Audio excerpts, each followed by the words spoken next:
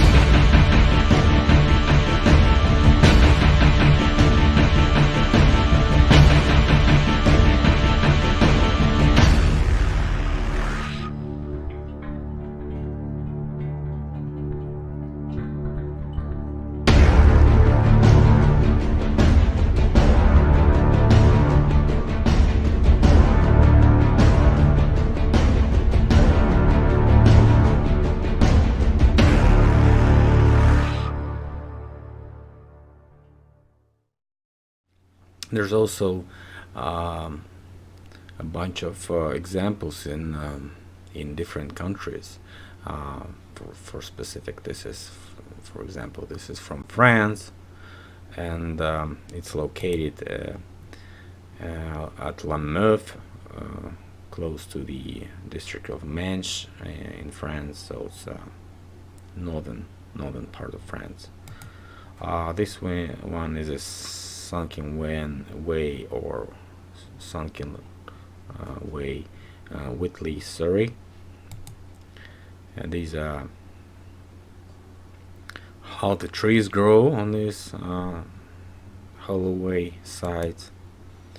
It's another one, Hollow Lane in Canterbury, UK. It joins the city of Roman Road, Stone Street. Yeah. Cangostra de Carbala in Ribera, Galicia, Spain, and many more examples like this. So let's check out the official information about it. So the sunken lane, sunken road, for the horse jumping obstacle, because sometimes the horses cannot just cross and just have to jump it. And sunken lane, also known as hollow way, is a road or track which is significantly lower than land on either side, not formed by the recent engineering of a road cutting, but possibly of much greater age.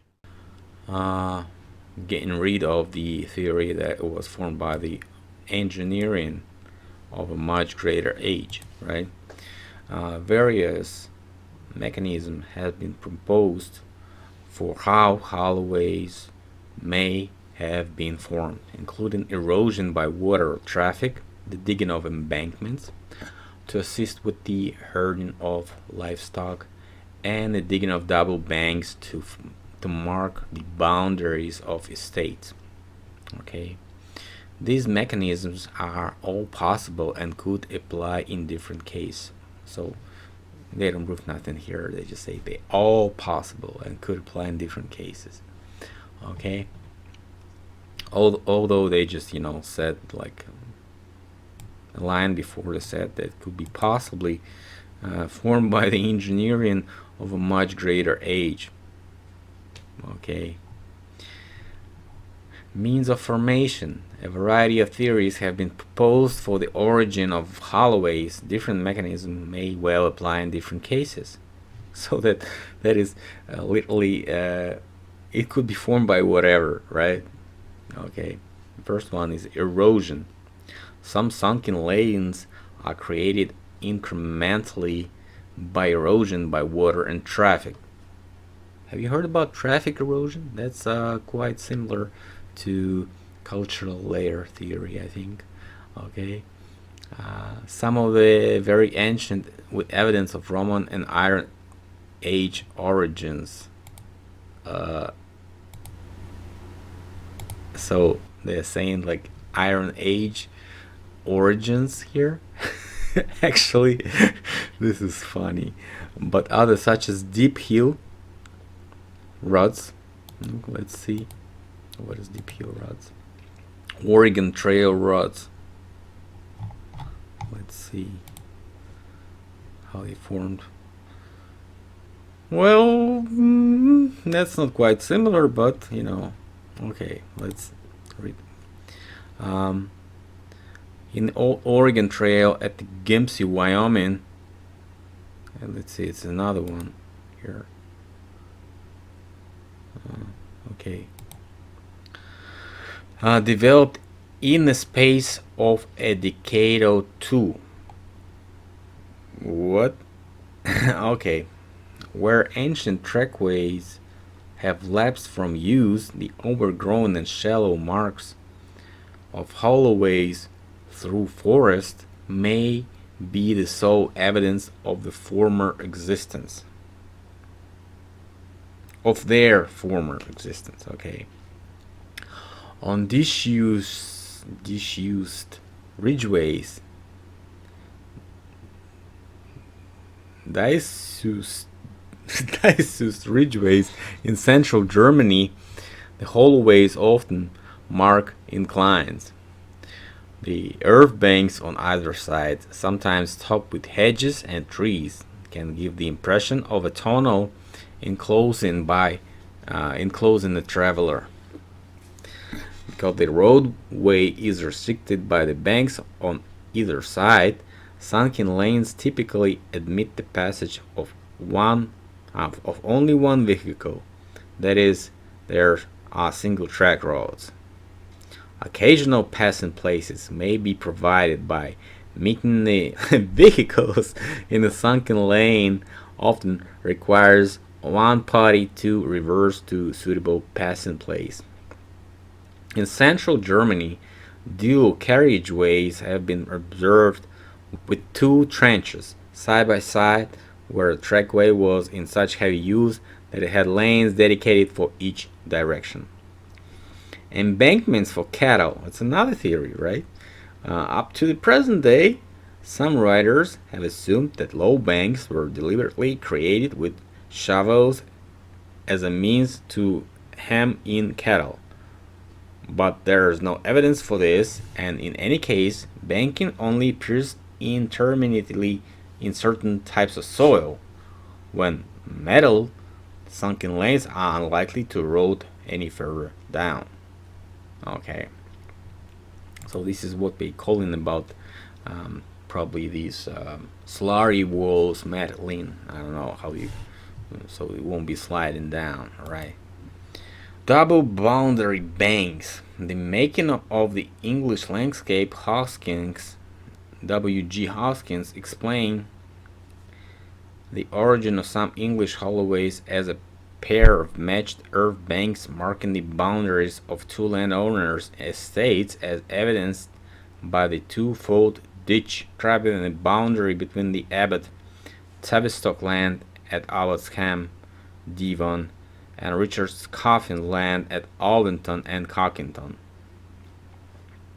Then he gives another example also from Devon in a photograph of Armorwood Lane, Troverton, which bounded the Royal Silverton estate and the estate of Exeter Abbey, most likely in the 7th century. So he gives a photograph of the 7th century. Come on, where's this photograph? It's a 1955 book by English local historian William George Hoskins, illustrated with 82 monochrome plates, mostly photographed by Hoskins himself, and 17 maps or plans. It has appeared in at least 35 editions and reprints in English and other languages. Okay. Hoskins states that some such lanes are Celtic, some Saxon, and some medieval. Okay, so even the Hoskins guy doesn't state all of them, just some of them. Okay, it's what is written, guys. I'm not making shit up. I'm just reading what's written in his Wikipedia. In different countries, France, sunken lanes are common in the west of France, in the Bocage landscape, especially around Lower Normandy, Brittany, and Anjou. The Bocage landscape is historically famous for having been a particular feature of some conflicts, including Chouannerie and most Battle of Normandy. The German army used sunken lanes to implement strong points and defenses to stop the American troops on the Cotentin Peninsula and around the town of Saint-Lô. One such lane, the sunken lane on Hawthorne Ridge west and Beaumont Hamel in northern France, is remembered as the assembly point of British troops, which many of whom were filmed there on the first day of the Somme. Yeah, United Kingdom. Sunken lanes are a characteristic feature of the landscape of southern England, especially in the choke areas of North and South Downs. The Greensland areas such as the Weald, the Surrey Hills, and B has many sunken lanes. Seal Hollow Road in Sevenoaks is a fine example of a sunken lane in southern England. They are a particular feature of the West Country in counties such as Dorset and West Wales, areas unaffected by the land enclosures of medieval England. The English name Holloway derives from the Old English hollow weg, a sunken road. While many sunken lanes are not now metalled, some are still unsurfaced green lanes. Germany. One of the largest networks of such routes in Germany is to be found in the municipalities of Alzheim and Mettenheim and Rhineland-Palatinate, where they were make up over 30 kilometers of hiking trails. Some of the sunken lanes can be up to 5 meters deep, just like in Moscow. A sunken lane extending across a battlefield is in Belgium. It played an important role in the Battle of Waterloo in 1815, particularly in presenting an obstacle of the French cavalry. Victor Hugo dramatized this episode in Les Miserables. Okay, so he was probably the witness of the battle. What you gonna say about this, you officials? What is Victor Hugo? Born 1802, so he was like 13 years old during the Waterloo. I don't know. Should we believe it or not? Okay. United States. Aside from the Oregon Trail, sunken roads are found in the states along the Atlantic seaboard, where European settlement began in 17th century. In the Baltimore and Washington, D.C. area, some sunken roads dating to that era have become busy suburban routes, which high embankments testify to the long history of traffic. A sunken road played a major role in many military operations, such as American Civil War battles of Antietam and Fredericksburg and Shiloh. Spain, in Galicia and western Asturias, both regions of northern Spain, the sunken lanes are usually called congostros e corridoros, from Latin concostra, confined as curro, currere, run, being a common and characteristic feature of rural areas. Some lanes are now being recovered as hiking trails. Syria.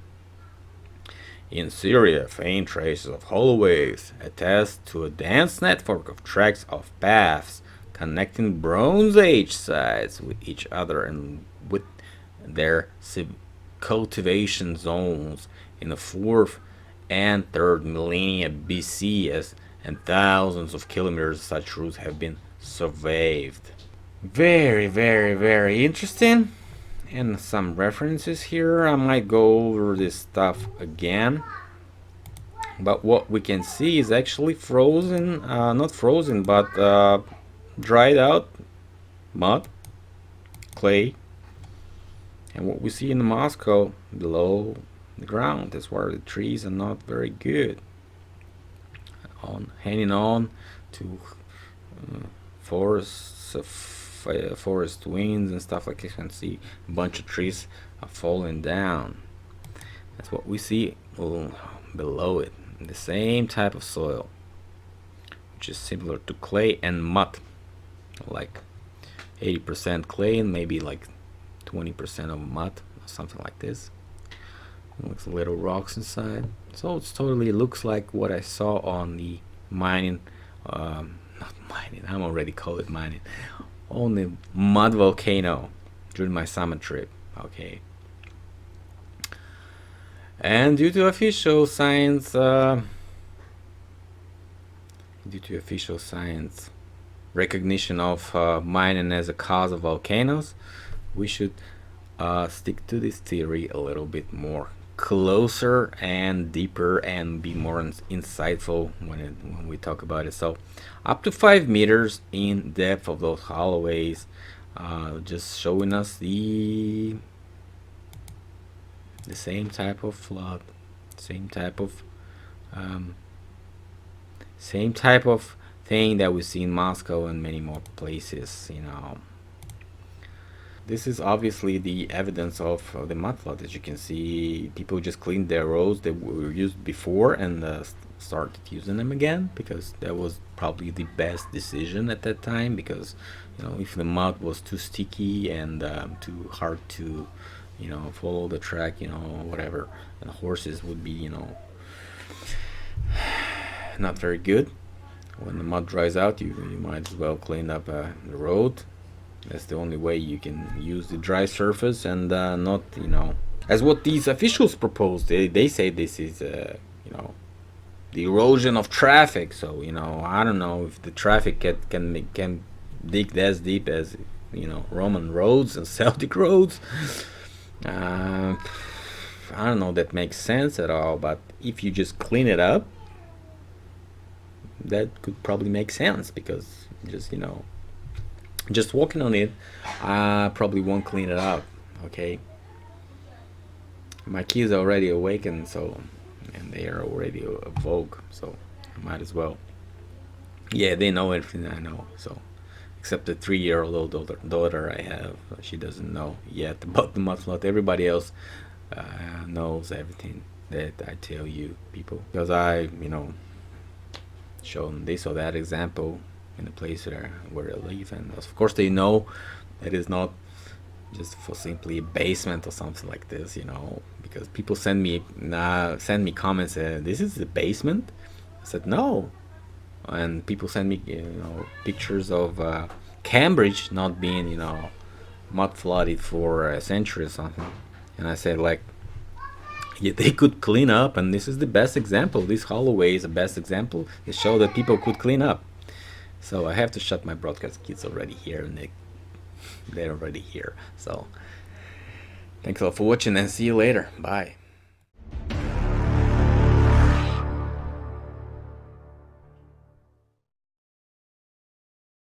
This year's weather is strange in Moscow. We have like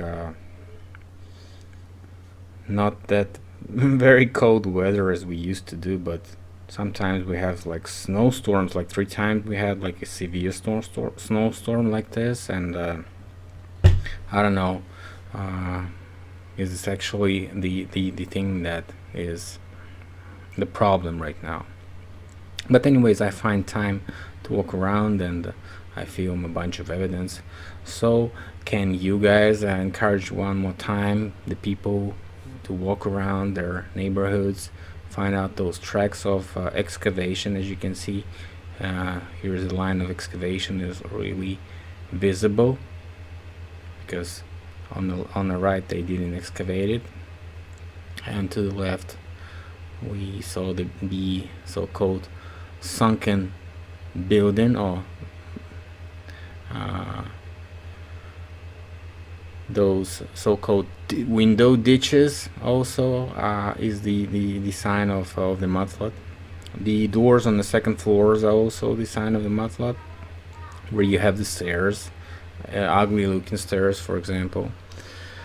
And the unproportional size of those so-called sub-basement windows,